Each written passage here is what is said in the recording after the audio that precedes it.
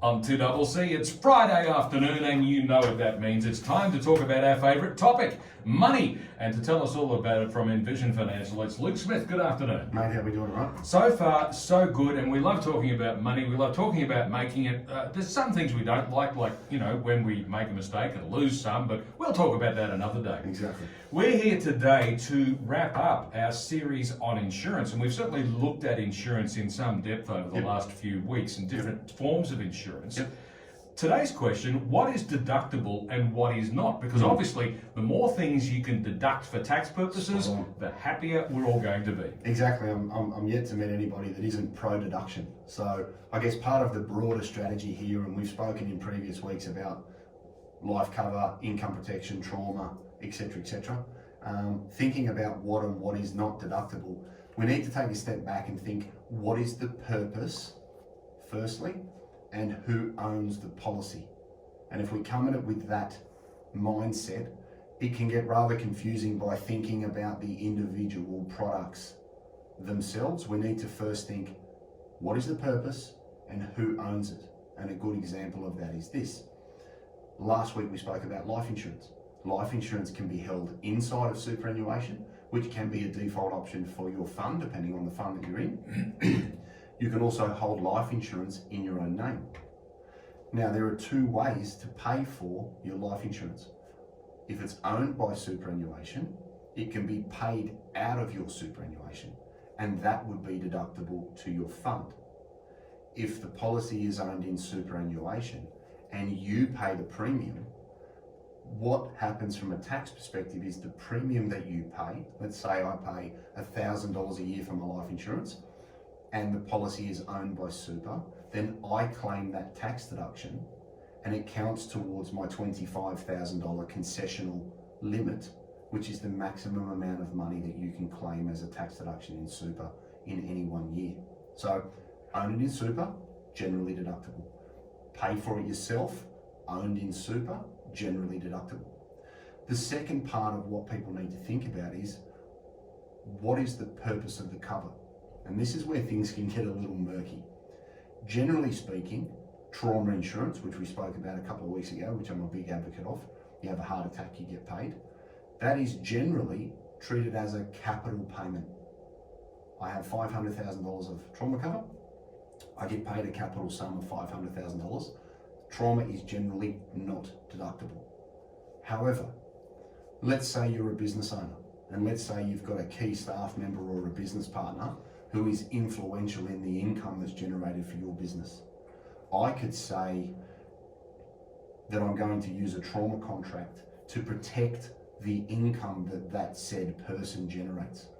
So that if that person has a heart attack, I can be paid the agreed sum of the insurance, and its purpose is to replace lost income. Now, for a business, I think this is very underutilized and a very powerful way for key staff to be insured, to protect the ongoing revenue of the overall business. And where you are replacing income and it has an income purpose, it is generally tax deductible. So that's why I started by saying we need to think about the purpose and the ownership before we think about, is life, TPD, trauma or income protection deductible directly. As a general principle, when we're talking about any expenditures and whether or not they're tax deductible, the question is, has this expense been incurred in earning an income? And of course, obviously, you could mount all sorts of arguments about your personal life insurance, but the bottom line here is that if you're holding it in your own name, you're paying for it yourself and it's not held in your super, it ends up, it's not actually tax deductible. Correct, that's exactly right. Now, with the business example you just gave, of course, that's a much more clear-cut case, isn't it? It is a business expense, and therefore it is tax deductible. Because the purpose of the money that you receive is to replace income, and you would record in the minutes of your business that that is the purpose of that cover, and you could therefore claim the tax deduction. Now, one thing we need to be mindful of here is, don't race out for a tax deduction without thinking about the tax implications. And in that example, let's say you had a younger person coming up in your business and you insured them for $1 million of trauma cover, and that premium was $2,000 a year. So you're claiming a $2,000 income deduction. Okay. Now, if that business receives that $1 million and pays company tax rates on that $1 million, Right. you see where I'm going with this. You need to think about where the money's going to be paid and the tax that will be incurred in conjunction with how much your deduction is, because it may be advantageous to not claim a deduction in that example. So it's always about evaluating what is the deduction and what are the tax implications, especially in that trauma example where you could be insuring key people in a business. Income protection, generally speaking, owned personally, tax deductible at your marginal rate. Owned inside super, tax deductible at the super rate. Right. Now, what people need to consider here is, do you or do you not want a tax deduction at your marginal rate? Or would you prefer to have the premium paid by a super fund, which would free up your personal cash flow? So if we delve into that, let's say I earn $100,000 working in the government. My annual benefit or my monthly benefit would be $6,250, which is $75,000 divided by 12. The premium I pay for that might be $2,000. If I'm earning $100,000, my marginal tax rate is going to be approximately 39% at the top end. So I can claim that $2,000 of expenses against my taxable income at a 39% tax rate. That is far more advantageous than having that $2,000 paid out of my superannuation, where you're claiming a tax deduction at 15%. Yes. So it's important that people first think, okay, what cover do I need? Secondly, who's going to own it? Because that could have a direct impact on the deductibility and the percentage of the deduction that you could take advantage of, like I've just pointed out there in the income protection scenario. Now, of course, there's all different kinds of insurance, and already we've seen the differences between different ones. Life insurance, if you hold it personally, it's not an income tax deduction, but Correct. Income protection insurance can be. Correct. And now that's because the purpose of the cover. The purpose of the cover is to replace lost income. So an income protection benefit that you receive is taxable to you like your wages. Okay. And as you said earlier, if it's incurred in association of generating income, generally deductible. So that point you made earlier was spot on, because the benefit you receive is taxable, therefore the premium that you pay is tax deductible to the individual. So what happens with the trauma cover? I know you've already mentioned that, but this is a complicated and confusing area. So if you hold it personally, life insurance, no. Income replacement, yes. What about the trauma cover? Trauma cover, where it has a capital purpose. So let's say I had a mortgage of $500,000 and if I had a heart attack, I want $500,000 to pay off my mortgage. That is capital in nature and therefore not deductible. Okay. If I own a business and I insure, say, my Barb, and say, right, without Barb I'd be lost, I insure her for $500,000 because I would have to replace 3 people and pay their wages to replace her. That would be income to the business that I want.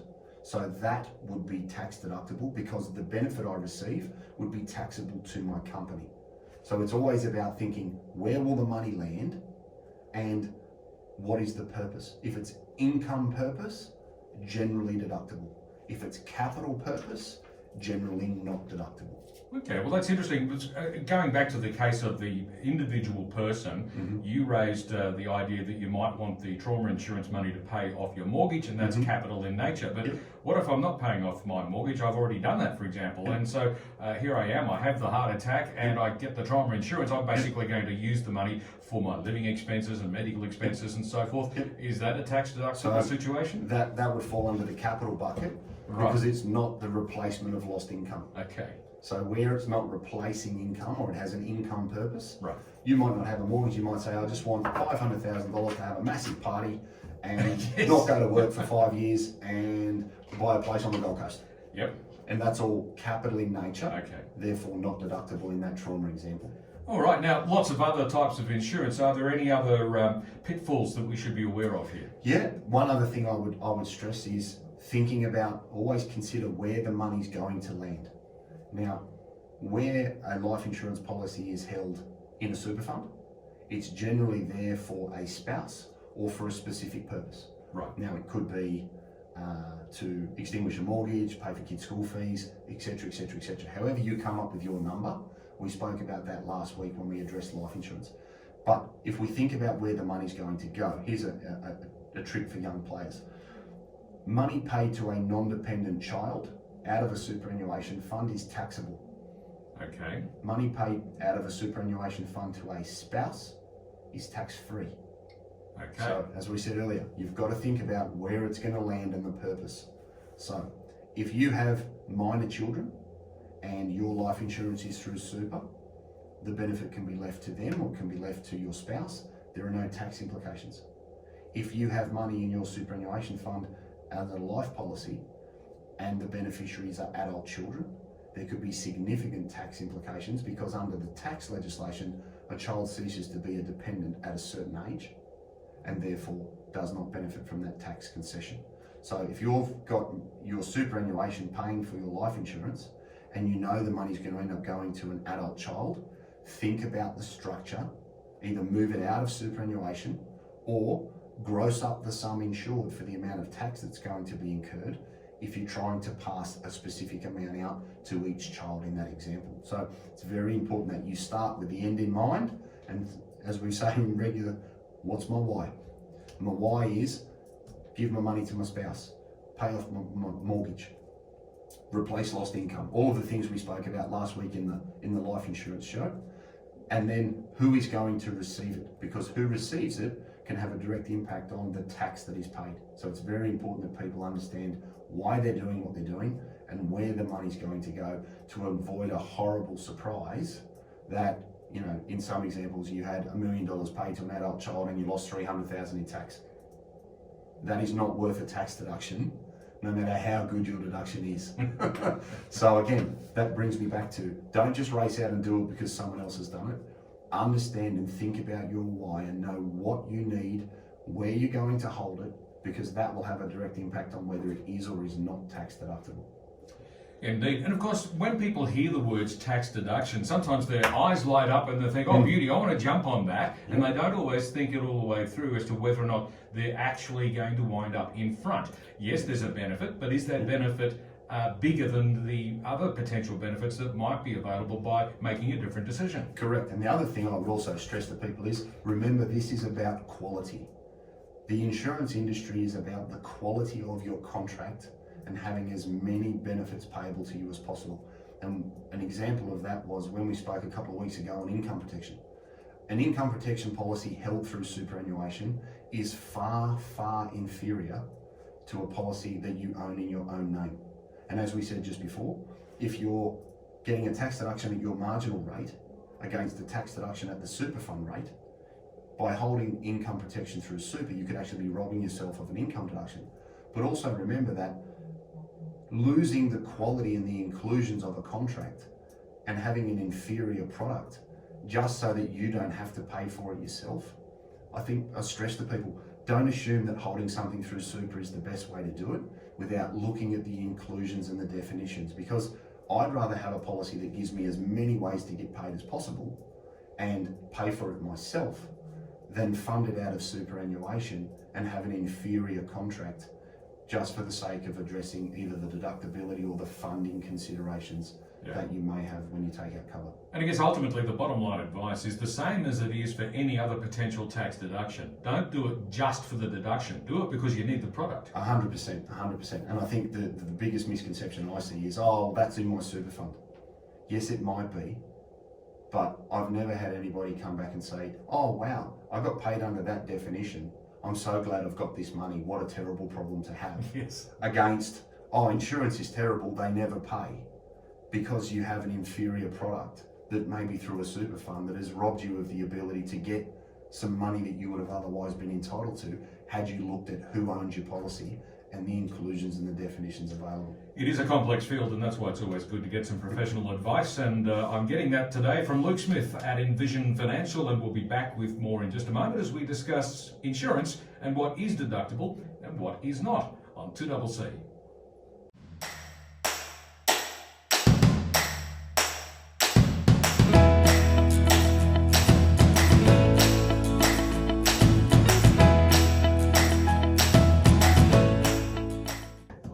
2CC, back with Luke Smith from Envision Financial, and today we're talking about insurance and what is deductible and what is not deductible. And it is a little bit more complicated than it might first appear. So Luke, what are some key strategy tips? Well, I think the first thing people should do is always liaise with their accountant. Get professional tax advice before you go making decisions, just to ensure that as part of your broader business plan, personal plan, that you can claim what you think you can claim and the structures that you want to use are appropriate. And a good accountant will point these things out and say, right, here are the tax implications of receiving this, holding this, having this. That'll be the first thing I do. I'd engage your accountant and make sure that they're across that. Think about who will receive the money in conjunction with who will get the deduction. Before the break, we spoke about that example of, insuring a staff member with a trauma policy if they were unable to sell houses or generate their income. But if you're going to get a $2,000 tax deduction to pay 28% tax on $1 million, you may not want to claim the deduction and just wear that for the benefit of the tax saving when the money's received. So think about what will happen when the money lands. In a similar vein, before the break, we spoke about life insurance going to non-dependent children.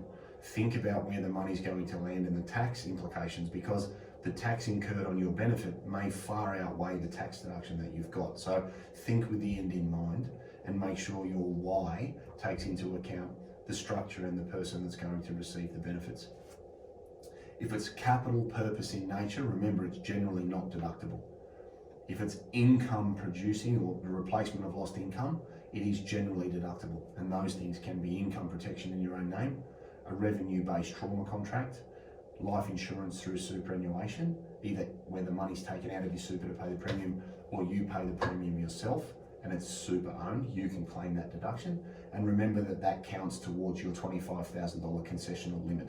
So that could, if you do that could limit the amount of money you can put into super and claim a tax deduction. So be across that with your accountant. Also remember that if you super link your income protection, now that's where part of your premium is paid by super and part of it is paid by you. Generally speaking, the part that you pay is deemed a lump sum payment from the government. It is not the replacement of lost income, and that can include things like specified injury benefits, crisis benefits, and all these other really good things that get you paid. That is generally not deductible to you. So we can't make the assumption that income protection is always deductible where you pay it personally. It again comes down to the structure. They'd be the big ticket items. There's nothing else here on my list that jumps off. It sort of says, well, here we're going to miss something. Sure, and I think the fundamental basic piece of advice that always applies is don't just do something purely to get a tax deduction. Yeah. That's not the most important consideration. Correct, because it's the bonus. It's the icing on the cake. Exactly. And for me, there are certain insurances that we've spoken about over the last couple of weeks that are almost a must. For me, if you don't have income protection, I think you're mad. Provided that you're not 2 weeks away from retirement and have $25 million in the bank. For your average person that has a mortgage and a job and is reliant on paying their bills and their life, having income protection secures that. And I think what people experienced in COVID, whilst the claim on COVID's a separate discussion, it illustrates that things can come out of nowhere, things can go sideways, and your life as you know it can unravel very quickly if you don't have appropriate insurances. So think that, okay, this may happen to me, and try and avoid blowing up a broader retirement plan through something that's not your fault. So Luke, where can listeners get more information? Yep, 6260-4749. I think we're still taking some appointments for the balance of this financial year, but that's in the hands of Barbara when you call up. Envisionfinancial.com.au, we've got the website there and the Knowledge Centre. There's information on various insurance products and strategies. We've got the podcast, the strategy stack of Luke Talks Money on iTunes and Spotify, and YouTube, Envision Financial Canberra, where we can have all of the shows and all the technical information, watch it on the phone and don't have to read anything. So there's something for everybody. Something for everybody. Luke, thanks very much for joining us today. See you next week. Luke Smith from Envision Financial, and we'll be back with Luke again at the same time next Friday, right here on 2CC.